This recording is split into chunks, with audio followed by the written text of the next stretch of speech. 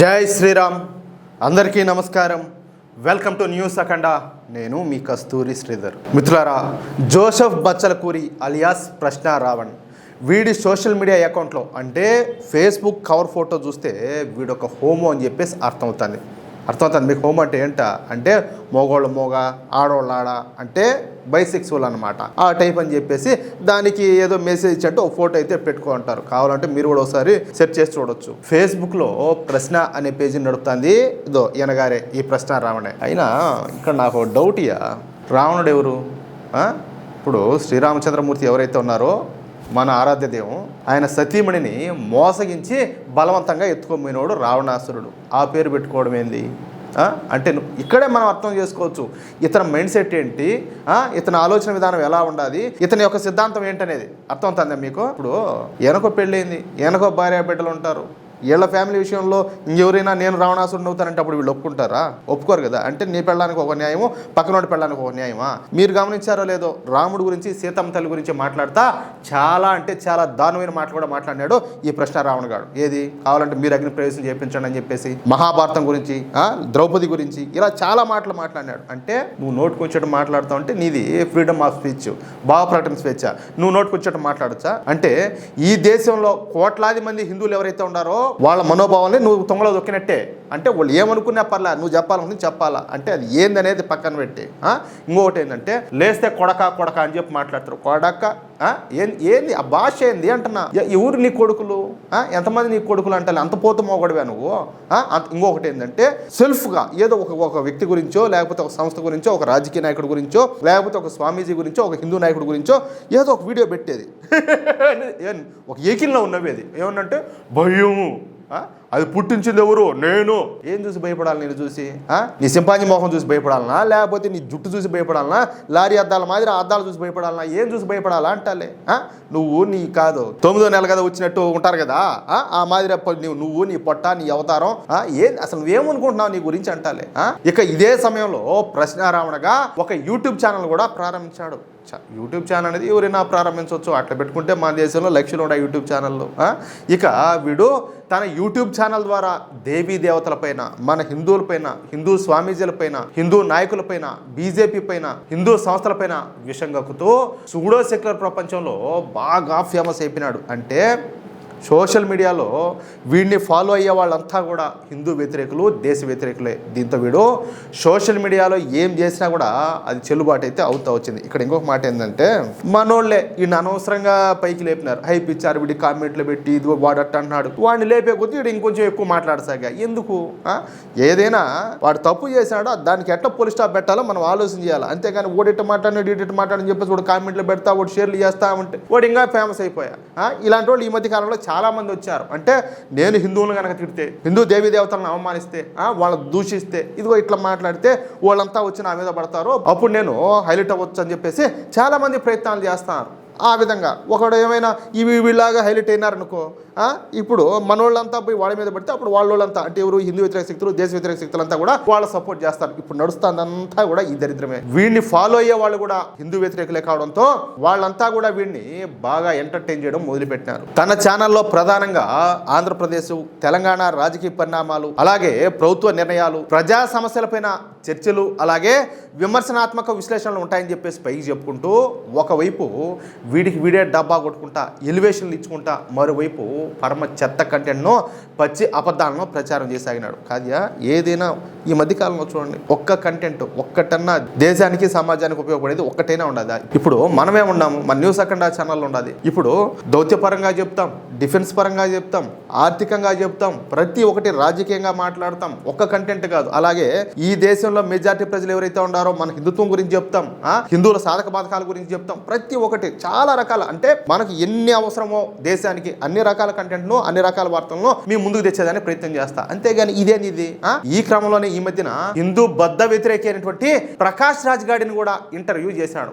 ఇప్పుడు ప్రకాష్ రాజ్ గాడు ఎలాంటి మీకు బాగా తెలుసు కదా, వాడు ఇలాంటోడే. లేస్తే హిందువుల మీద, దేశం మీద పడి సావడం తప్పితే వీళ్ళకి మరొక పనిలే. అలాంటి వీడిపోయి ఇంటర్వ్యూ చేశాడు. ఆ ఇంటర్వ్యూ చూస్తా ఉంటే ప్రకాష్ రాజ్ కు వీడికి మధ్యన అత్యంత సన్నిహిత సంబంధాలు ఉన్నట్టు కనపడతాయి. అర్థమవుతుందా? సరే, ఇక ఈ హోమోగాడిని మన హిందువులు కావచ్చు, మన హిందూ యాక్టివిస్టులు, జాతీయవాదులు అంతా కూడా లైట్ తీసుకున్నారు. అయితే ఇప్పుడు వీడి పరిస్థితి అదేదో పెద్దవాళ్ళు చెప్పినట్టు తొండ ముదిరి ఊసర వెళ్ళినట్టుగా తయారైపోయింది. ఈ క్రమంలోనే మొన్న ఇప్పుడు 28వ తేదీన ఏలూరులో దళిత క్రైస్తవుల హక్కుల సాధన కోసం నిర్వహించినటువంటి ఒక బహిరంగ సభలో ఈ ప్రశ్న యూట్యూబ్ ఛానల్ రావణగాడు పాల్గొన్నాడు. ఓయమ్మ బిల్డప్ మామూలుగా లేదు. ఈయనేదో సీఎంఓ పిఎం అయినట్టు ఈయనకు మళ్ళా 1-2 బండ్లు, ఈయనకు మళ్ళా బౌన్సర్లు, ఈయన కథ, ఈయన బిల్డప్, ఆ దొక్క, ఆ కథ, ఆ వాట మామూలుగా లేదు. కాదు, అయినా నాకు ఒక డౌట్. ఇప్పుడు దళితులు వేరు, క్రైస్తవులు వేరు. దళిత క్రైస్తవులు ఏంది? ఇప్పుడు వీళ్ళు మేము అంబేద్కర్ వారసులం అని చెప్తారు, అంబేద్కర్ మాకు ఆరాధ్య దైవం అని చెప్తారు. ఆయన పోయి బౌద్ధ మతాన్ని స్వీకరించాడు. ఆయన ముందే చెప్పినాడు, నువ్వు ఒకవేళ కనుక ఇప్పుడు సనాతన ధర్మాన్ని వద్దనుకొని చెప్పేసి నువ్వు వేరే మతం లేకపోతే దాని తాలూకు ఆ జాడలో నీడలో అన్నీ కూడా పోతాయినైనా, వాటితో ఇంక నీకు సంబంధం లేదు, ఆ రిజర్వేషన్ కూడా వర్తించమని చెప్పి చెప్పినాడు. వీళ్ళు ఏమంటారు, మతం మారినా కూడా మాకు ఆ రిజర్వేషన్ కంటిన్యూ అవ్వాలంటారు. మళ్ళీ దళిత క్రైస్తవులు అంటారు. ఎక్కడ మీరు అంబేద్కర్ గారికి వారసులు? చెప్పాలంటే ఆయనకు మీరు వెనుపోటుదారులు, ఆయన మీరు మోసగిస్తున్నారు. పేరుకి ఆయన పేరు పెట్టుకొని ఏంలే ఆయన సిద్ధాంతానికి మీరు బొక్కలేస్తారు చెప్పాలంటే. నిజానికి వీడు దళితుడు కాదు, అయినా సరే తనకున్న హిందూ వ్యతిరేకి అన్న సర్టిఫికెట్తో ఈ సభలోకి అడుగు పెట్టినాడు. ఇక ఈ వేదిక పైన ఈ ప్రశ్న అడిగితే రెచ్చిపోయినాడు. ఓయమ్మ మామూలుగా అయితే పగులు మనం ఏడకన్నా ఎండలేకపోతే అందరూ కాదులే, కొంతమంది ఈ కూలింగ్ గ్లాస్ పాడు పెట్టుకుంటారు. రాత్రిలో ఆ డ్రెస్సు, ఆ దొక్క, దానితో అద్దాలు, ఆ బిల్డప్పు పెట్టి ఆయన మాట్లాడటము, మళ్ళీ దానికి మళ్ళీ గ్యాపు, ఏందో అసలు ఏమనుకుంటున్నావురా నాయనా స్వామి నీ గురించి నువ్వు, నాకు అర్థమే కాలేదు. ఇక వేదికపై నుంచి ఆంధ్రప్రదేశ్ ముఖ్యమంత్రి చంద్రబాబు నాయుడు గారిని నువ్వేమన్నా నోటికి ప్లాస్టర్లు వేసుకున్నావా చంద్రబాబు నాయుడు అని ఏకవచనంతో మాట్లాడడం. ఇకపోతే ఉప ముఖ్యమంత్రి పవన్ కళ్యాణ్ గారిని నోట్లో అంటే తర్వాత నువ్వే అసలు నీ మైండ్లో ఏముండదు?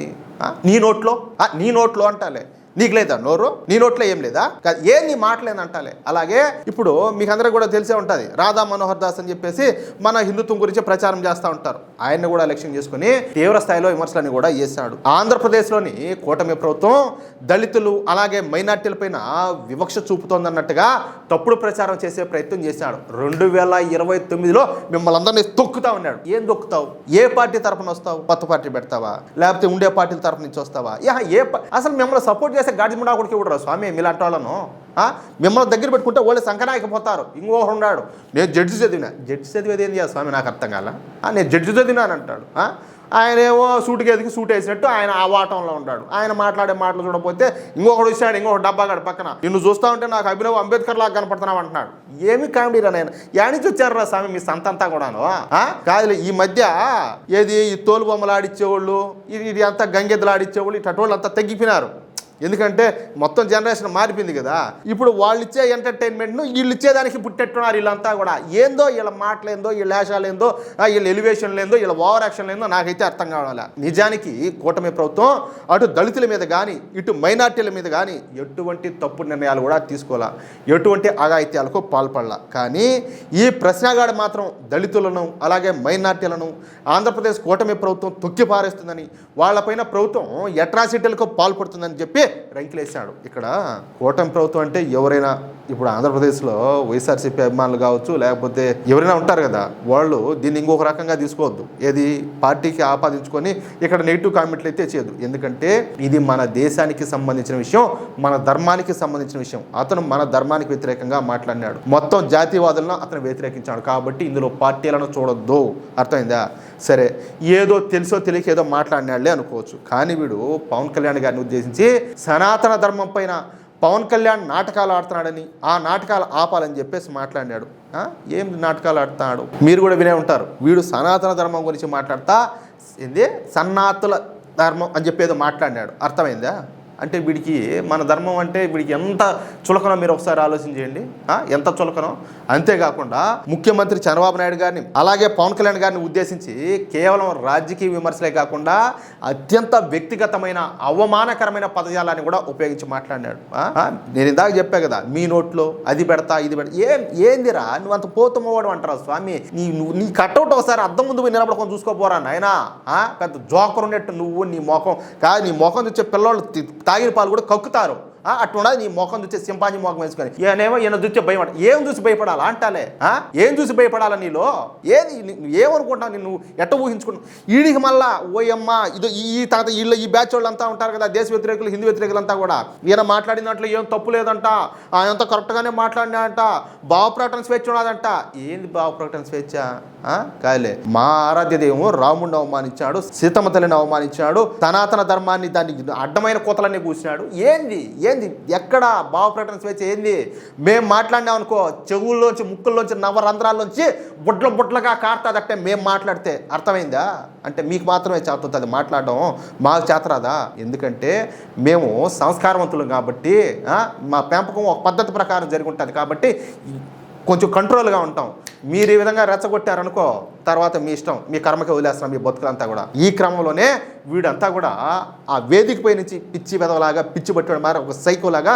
నోటుకొచ్చేట్టు మాట్లాడినాడు రంకిలేసాడు చెప్పాలంటే ఒక పిచ్చికొక మాదిర దీంతో ఇవన్నీ కూడా మాట్లాడినాడు కదా ఇంకా అభిమానులు ఉంటారు లేకపోతే ఎవరైనా కూడా కడుపులో కాలుతుంది మండుతుంది అట్నే దీంతో జన సైనికుల ఫిర్యాదు మేరకు పిఠాపురం పోలీసులు ఈ ప్రశ్న గడిపిన కఠినమైనటువంటి కేసులన్నీ కూడా నమోదు చేశారు డిజిటల్ ప్లాట్ఫామ్లు సోషల్ మీడియా వేదికల ద్వారా అభ్యంతరకరమైన సమాజ శాంతికి భంగం కలిగించేటటువంటి సమాచారాన్ని వ్యాప్తి చేసినందుకు ఐటీ యాక్ట్ సెక్షన్ 66ను అలాగే విభిన్న వర్గాలు మతాల మధ్య శత్రుత్వాన్ని ద్వేషాన్ని రగిల్చే విధంగా ప్రసంగించడం ప్రచారం చేయడం మూలంగా సెక్షన్ 196ను నమోదు చేశారు అలాగే శాంతి భద్రతలకు విఘాతం కలిగించేలా ఉద్దేశపూర్వకంగా అవమానించడం రెచ్చగొట్టేలా మాట్లాడడం మూలంగా సెక్షన్ 352ను అలాగే నాయకుల యొక్క ప్రతిష్టకు భంగం కలిగించేలా పరువు నష్టం కలిగించేలా వ్యాఖ్యలు చేయడం డిజిటల్ మాధ్యమాల్లో వాటిని ప్రసారం చేయడం మూలంగా సెక్షన్ 356ను అలాగే శాంతి భద్రతలకు భంగం కలిగించే విధంగా కుట్రపూరితంగా వ్యవహరించడం వలన సెక్షన్ 111 పోలీసులు అయితే నమోదు చేశారు